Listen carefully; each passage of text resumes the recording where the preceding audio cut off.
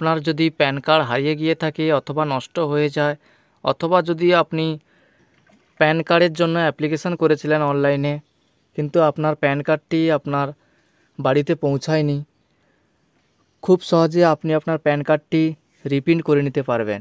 শুধুমাত্র 50 টাকার বিনিময়ে আপনি আপনার প্যান কার্ডটি আপনার হাতে পেয়ে যাবেন।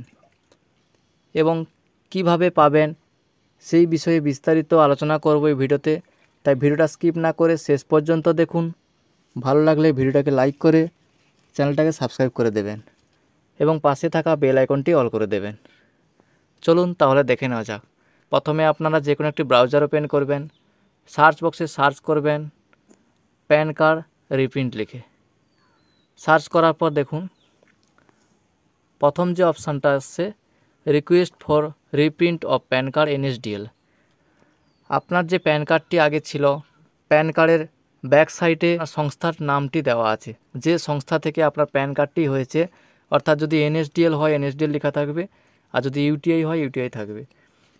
আপনি সেটা দেখে নেবেন। যদি NSDL হয় তাহলে ফার্স্ট যে অপশানটা আছে request for reprint of pan card NSDL, এই অপশানে ক্লিক করে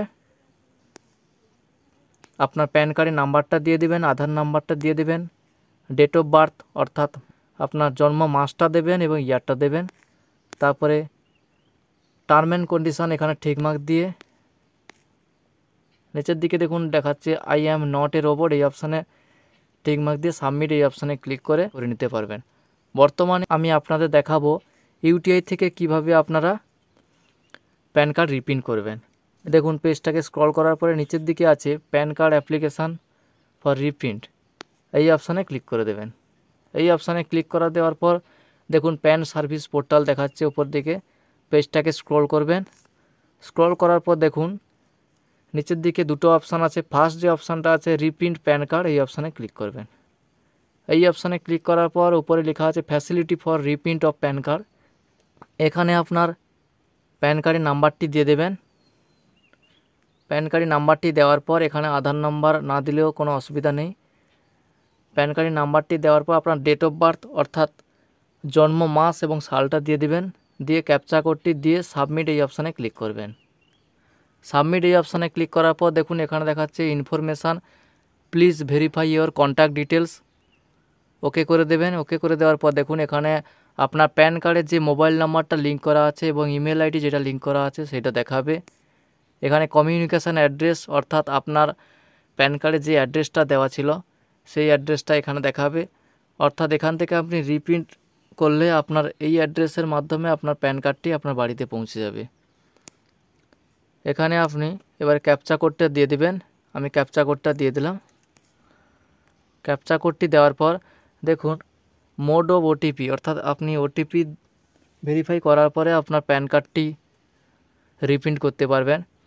এখানে আমি অনলি SMS করে দিলাম, অর্থাৎ আমার যে মোবাইল নাম্বারটা লিঙ্ক করা আছে সেই মোবাইল নাম্বারে OTPটা সেন্ড হবে। যদি আপনি বোথ করেন তাহলে মোবাইল এবং ইমেল আইডি দুটোতে OTP সেন্ড হবে। অনলি SMS এই অপশানে টিকমার্ক দেওয়ার পর টার্ম অ্যান্ড কন্ডিশানে এখানে আমি টিকমার্ক দিয়ে দিলাম, দিয়ে গেট OTP অপশানে ক্লিক করলাম। এখানে দেখাচ্ছে OTP is send on your mobile. Mobile নাম্বারে OTPটি সেন্ড হয়ে গেছে। এবারে OTPর ঘরে OTPটা বসিয়ে দিলাম।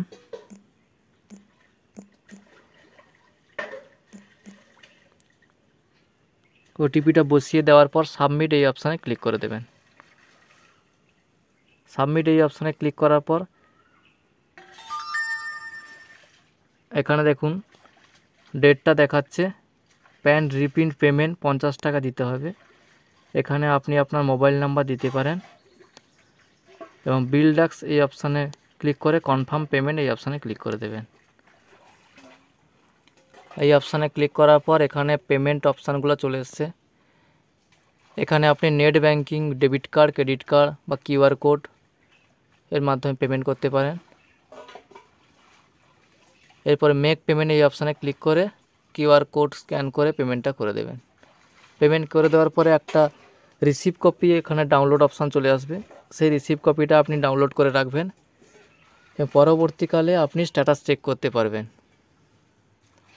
থ্যাংক ইউ বন্ধুরা। এইভাবে আপনারা খুব সহজে আপনার হারিয়ে যাওয়া বা নষ্ট হয়ে যাওয়া প্যান কার্ড খুব সহজে আপনি পোস্ট অফিসের মাধ্যমে আপনার বাড়িতে পেয়ে যাবেন।